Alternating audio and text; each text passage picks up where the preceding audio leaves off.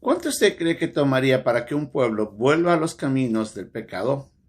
A veces parecería de que las decisiones que se toman son definitivas, pero muchas veces no son así.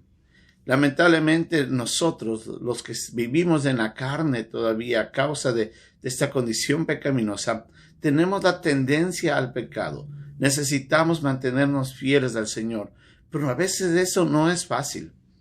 En la lección que vamos a ver hoy día aquí con Nehemías, nos vamos a dar cuenta cómo el pueblo, después de un tiempo que ya habían dedicado el muro y habían hecho una gran fiesta para celebrar todas las bondades de Dios, después de una partida de Nehemías, cuando él vuelve, encuentra al pueblo nuevamente en el pecado. Qué triste. Esta es la lección de hoy día aquí, en un momento con Dios.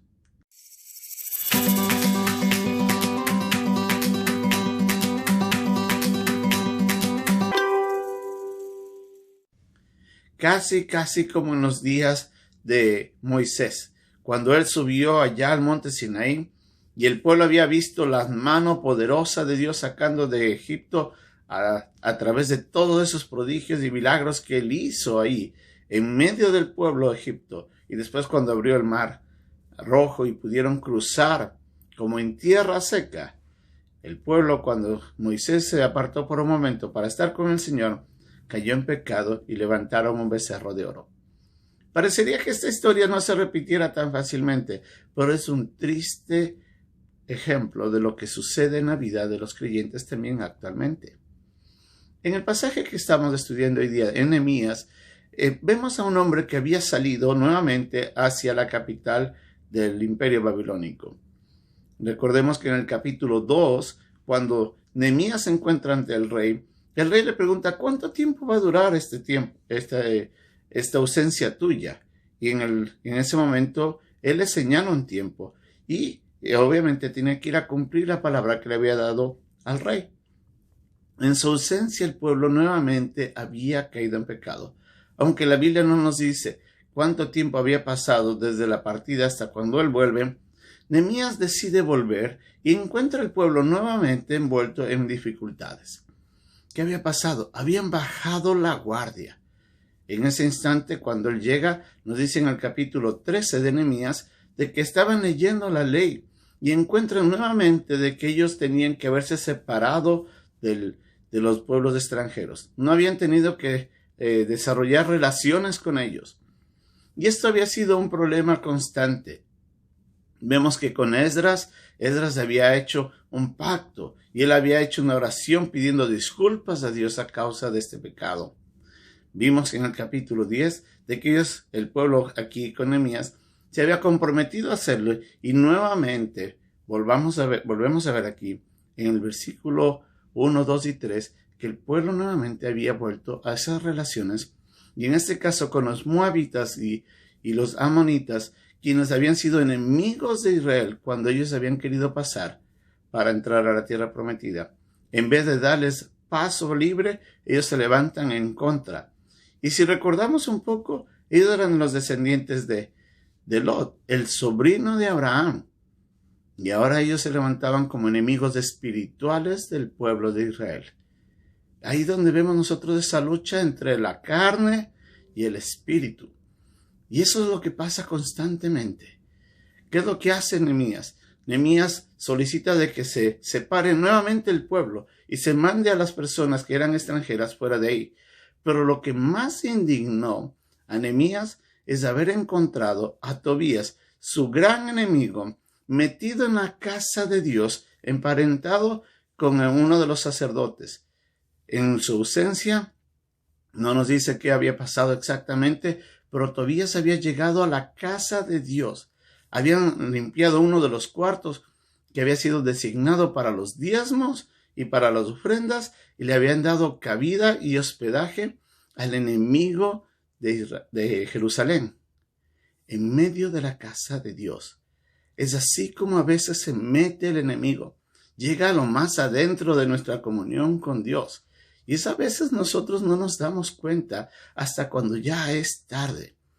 La Biblia nos enseña a lo largo de todo el texto bíblico de que Dios nos pide que nos separemos de la gente que no es creyente.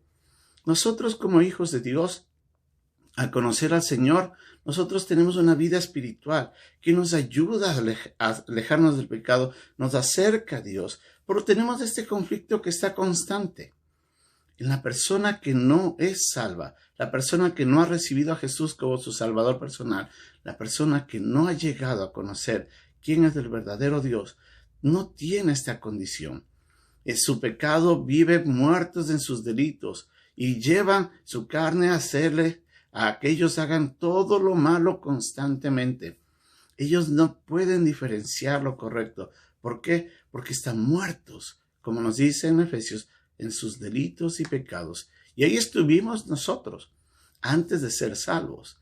Pero después, nosotros ahora tenemos, a través del Espíritu Santo, una nueva vida que nos capacita para agradar a Dios. Pero nosotros tenemos que tomar decisiones. Las separaciones entre el creyente y las relaciones de ligadura con personas que no son creyentes, sean amistades profundas, sean estos de contratos, de negocios y más aún relaciones amorosas, pueden ser completamente perjudiciales en la vida del creyente. La Biblia no nos sugiere ni nos da una buena idea de apartarnos de ello. La Biblia es clara y nos dice que es un mandato de Dios que nos apartemos de los no creyentes. ¿Por qué? Porque ellos nos van a llevar a pecar. Es más fácil para ellos llevarnos hacia el pecado que nosotros llevarlos a Dios. Recuerde de que ninguno de nosotros sabemos si es que ellos van a llegar a conocer a Dios como su Salvador personal. Y ahí es donde jugamos nosotros un grave riesgo al exponer nuestra santidad y dejar de que ellos nos influencien y nos alejen de Dios. Tobías había entrado a la casa de Dios, imagínense. Había profanado el lugar que había sido designado solamente para los levitas, y él se había instalado en la misma casa de Dios, en el centro de la adoración del pueblo. ¿Cómo usted cree que no va a afectarnos a nosotros si no entramos en relaciones que no son apropiadas? Le animo a que realmente considere cómo evalúa usted las relaciones con las personas no creyentes. Busque al no creyente para ayudarlo, sí. Aliéntelo a buscar a Dios. Háblele de Cristo. Preséntele el Evangelio. Motívele a buscar a Dios. Y eso es lo mejor que puede hacer. Pero no establezca relaciones profundas. Y mucho menos se comprometa con ellos, porque ellos le pueden hacer mucho más daño de lo que usted pudiera hacer para ayudarles a ellos. Seamos sabios, seamos prudentes, pero sobre todo, seamos obedientes en la manera como nos relacionamos con el no creyente. No es una buena idea, no es una sugerencia, es un mandato de Dios. Que Dios nos ayude a revisar cómo están nuestras relaciones con las demás personas, quiénes son nuestros mejores amigos. Si usted quiere establecer relaciones firmes, busquen creyentes fieles, maduros. Ahí establezca relaciones que van a transformar su vida y le van a acercar al verdadero camino hacia Dios y la adoración a nuestro amado Señor. Que Dios nos bendiga.